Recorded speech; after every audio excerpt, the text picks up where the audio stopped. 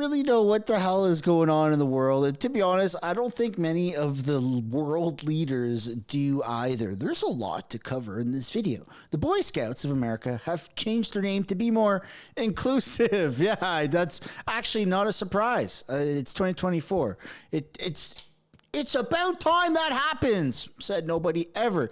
You have an update on all of these Palestinian protests that are breaking out and pretty much taking over universities here in Canada. You have speculation of India infiltrating, murdering some people here in Canada for political gain, and much more wrapped in this video. So I want to encourage everyone to stick around for the full thing. If you can't do that, stick around for as much as possible. Welcome back to the channel. Welcome back to another video, everybody. Before we get into it, I do want to encourage you guys to smash the like button and subscribe if you haven't yet already. It does really help grow the channel. We're talking about how wacko everything is, and for the rest of the week, that's where I've decided to cut this off. We have the limited edition for a limited time. Wacko Trudeau has to go stickers available, linked down in the description or the pinned comment below. Without further ado, let's get into this video here. So we're going to start off with this weird one of the Boy Scouts of America changing its name to Scouting America, making the first change in 414 years. The change is to make it more inclusive.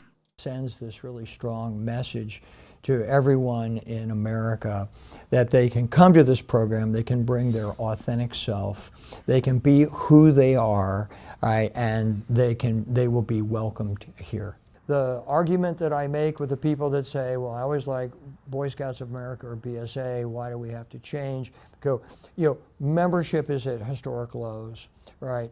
There it is. Part of my job is to reduce all the barriers I possibly can for people to accept us as an organization and to join. Sends this. So instead of, I don't know, working on your advertising or doing a little bit better job promoting it, you change the name to be more inclusive and you have more of a woke approach. It's kind of, I mean, to be honest, that's the summary of what everything is happening in the world today. And the best representative for that is Justin Trudeau, which, by the way, is whom we have up next. The Justin Trudeau Liberals have abandoned their failed drug decriminalization experiment in British Columbia, and substances such as heroin and fentanyl have been recriminalized effective immediately. And you might be wondering, wait, what? Those drugs were decriminalized in the first place? Yep. Only in Canada would we think, not we as in the people, but the leadership think that it's a good idea to decriminalize super duper hard drugs. What could go wrong? I don't know. Then you end up finding stories like this, where you have Canadian farmers, 8 children are immigrating to Russia from Canada to escape Canadian communism. You did not misread that or mishear that. Canadian farmer and his 8 children are leaving Canada to go to Russia, big, bad, terrible Russia, to escape Canadian communism.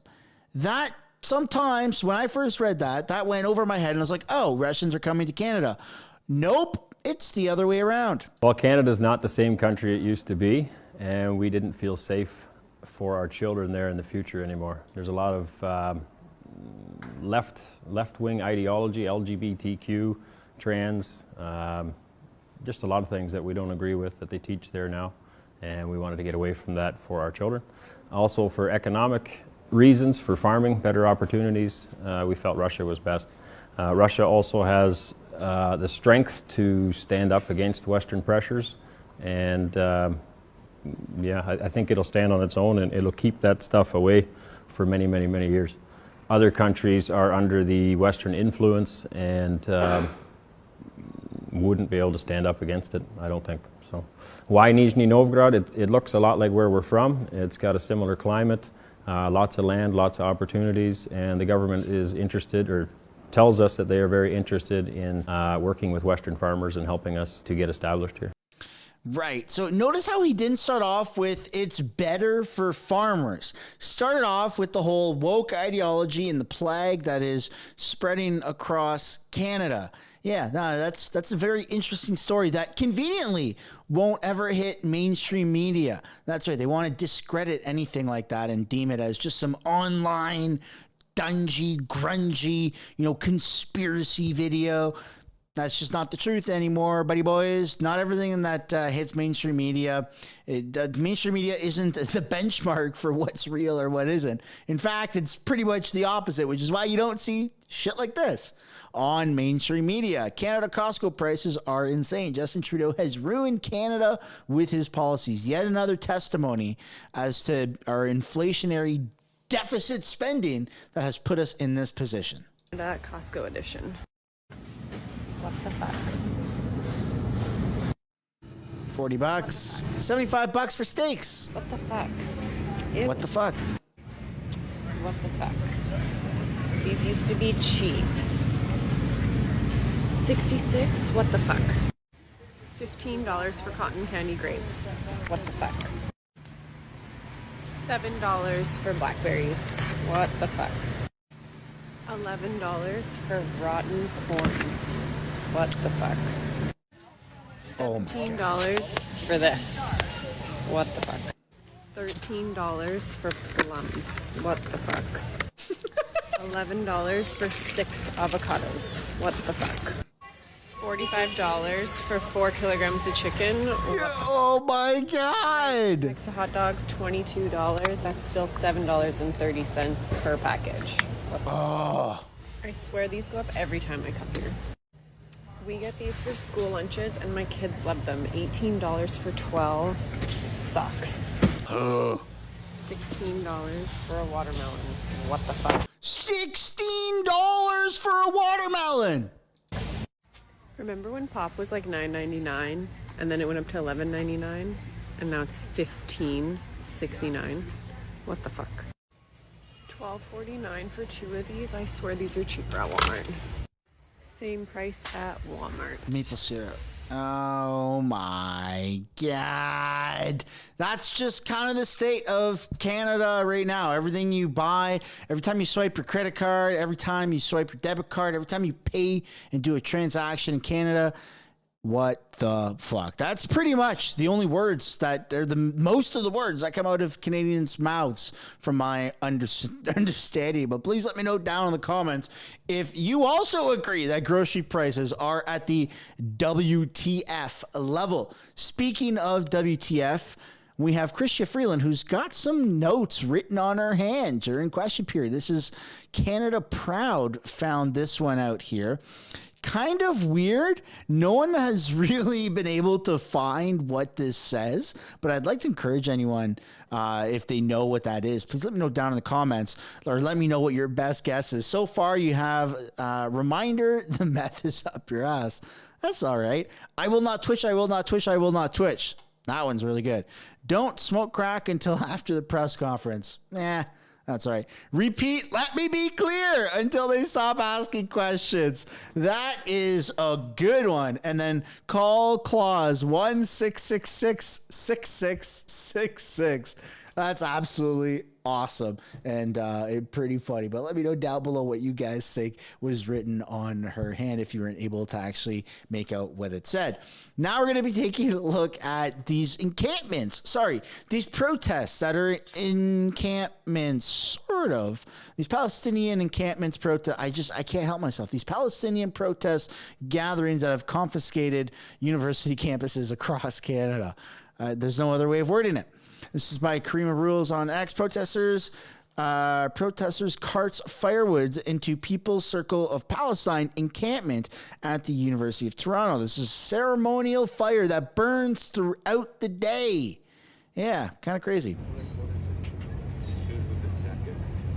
They've barricaded themselves in, and they just have open fires in the middle of downtown Toronto.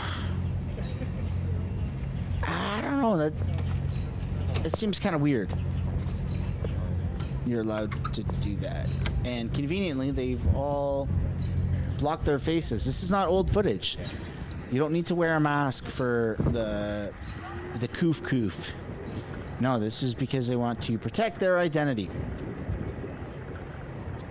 But I have a feeling that we will find out the identities, or at least law enforcement will find out the identities. And if not law enforcement, then the universities will find out the identities of these individuals and take appropriate actions, because It's kind of crazy that they've just literally blocked themselves off on university campus. We have some more footage here from Kareem on X that says the Movement Defense Committee is a branch of the Law Union of Ontario that coordinates legal observers at protests. Huh. Interesting. Please, guys. Assuming you're not afraid of a camera, are you? It's one of yours. One of yours. Please, guys. That's a lot of people, man. That's a lot of people at these protests. And before I continue, I'd like to know what you guys think down below in the comments about these protests. Are you pro the Palestine protests or are you against them? Whichever one you decide, you got to admit, they've got themselves a pretty good view here. Some primetime real estate. Day 6 of the People's Circle of Palestine encampment as of the morning of May 7th, 2024. And then you have this clip here of an interview that was done by Lincoln J., who I guess works for Rebel News. Canada doesn't exist. It was disturbing to film this. Disrespecting Canada and the opportunities this country provides. If you don't like it here, then leave. We'll see who has some knowledge of history besides TikTok, which I'm sure many of you get your information the knowledge from. You have is all fake information. Oh, so it's fake. Of course, that's the your country is. That's the response. My country? What's my country? Israel, apparently. My country is Israel. Okay. Well, what about this? I was born and raised in Canada. You're questioning Canada as much as you're questioning Israel. Okay. Anyway, Canada doesn't move out exist. of the way. There It's we the go. same thing as Canada Israel. doesn't It's the exist. same thing Listen as to the Israel. hate. Move out of the way. It's the to the same hate. thing as Israel. What is going on here? White people come. I mean, it's not hate. It is White hate. people It's lies coming and over it's to hate. land. Record me all you Lies want. I and don't hate. care. White people Talk. coming here. And you're letting them? Like, look at this. Oh, there we go. That's charming. You just Hi. It's kind of getting out of control. Hello. Anin. Wabanan kino tabi za idishnakas. If Canada's so bad, Tucker why on are to you the here? Dunjaba. Like, honestly, What does that mean? why are you here then? What is going on here? I Born and raised really understand it. You guys That's why. explain to me. You're supposed to be here. I'm just here to make sure it's peaceful. Right. So she's blocking my way. It's not really peaceful Is that? I mean, she's blocking my freedom of movement. This is the state of Canada. Oh my goodness, man. What's going on? How long is this encampment going to go? When's it going to end? When Canada decides, you know what? We're going to stop the war ourselves. Canada doesn't really have any, we're not even at war. Canada's not the ones at war. So what the hell's going on, man? Anyways, we have an update on that whole scarf ban, whatever the hell it was called. This is the independent MPP Sarah Jama, who was removed from the legislative chamber for defying the keffiyeh ban. NDP MPPs Kristen Wong Tam and Joel Harden left voluntarily for the same reason. I did show this clip on this channel when that happened. Hi, Ms. Jama. Can you tell me what happened for you to get... I don't know who you are. Apparently you and Mr. Harden and Ms. Tam got kicked out of the legislature this morning. I'm not going to talk to you because you haven't identified yourself. You're wearing a strange left. I work for Karima. Karima's a lawyer, and we've met each other. No, I'm not super interested. So. Do you know where I can find Mr. Harden? Probably where he works.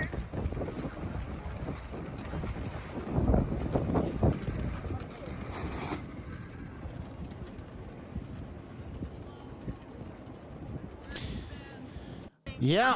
So these whole Palestinian scarves or attire, it's to, I guess, show your solidarity for Palestine, or it's what Palestinians wear. It's that has been banned in the Ontario, Parliament building or equivalent in their version of question period, which I do cover on. I've covered the federal question period on the channel House of Canada, but I don't really ever touch on the provincial stuff until this happened. And here's what Premier Doug Ford has to say about everything that's going on and about the ongoing demonstrations or encampments that are taking over universities. And I wish those people in the parks at the universities could hear your story, that we need to remove those people. These universities have to make a move. It's so disturbing when I see these protests, yeah, we live in a democracy. Everyone's allowed to protest peacefully, and that's what I mean, peacefully. The hatred I have seen on these protests, I've never seen before in my entire 60 years, not quite 59 years, of living here in Toronto. We're here, you want to be here in Ontario, you live in peace and love. That's what we encourage all the time, is making sure we respect every single culture, no matter where you're from. No matter if you're from Palestine, or if you're from Israel, or you're anywhere else. If you live peacefully, that's what we expect here. You don't come to Ontario, no matter what culture you are, and stir things up. As simple as that. And that's why that they put a ban on that attire. Those, I'm calling them a scarf. I don't know if that's insulting or not. That's certainly not how I mean. I just always forget the word, and I don't want to mispronounce it. But that's why they banned that in the Ontario legislature, into the Ontario Parliament or question period, because they don't want that politicization coming into our democracy, right? Canada's a very multicultural place. We're very progressive, one of the most progressive countries in the world. And it kind of has to stop when you start bringing or politicizing other countries' politics into ours. We talk about it. We cover those issues. They get brought up. We do a lot of work with our military. We have boots on the ground in other countries. We've got lots of trade deals, all of that stuff. Canada isn't just here in Canada. We are spread out across the world in terms of our reach, in terms of our influence, in terms of many, many things. But politicizing other countries' stuff into ours, that's unfortunately where a lot of people have an issue with.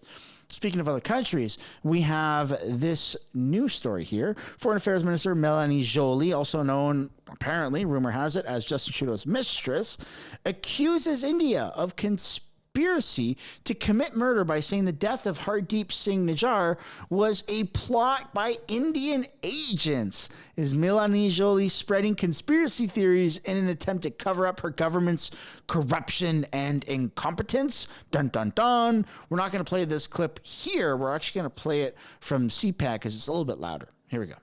We've been following the negotiations, which are very fluid. We've been in contact with many officials on the Israeli side, on the Qatari side, on the Egyptian side, and we really hope that the negotiations are fruitful, because we need a ceasefire now. We need to make sure that hostages be released. We need humanitarian aid to go into Gaza. The violence must stop, and Hamas must lay down its weapons.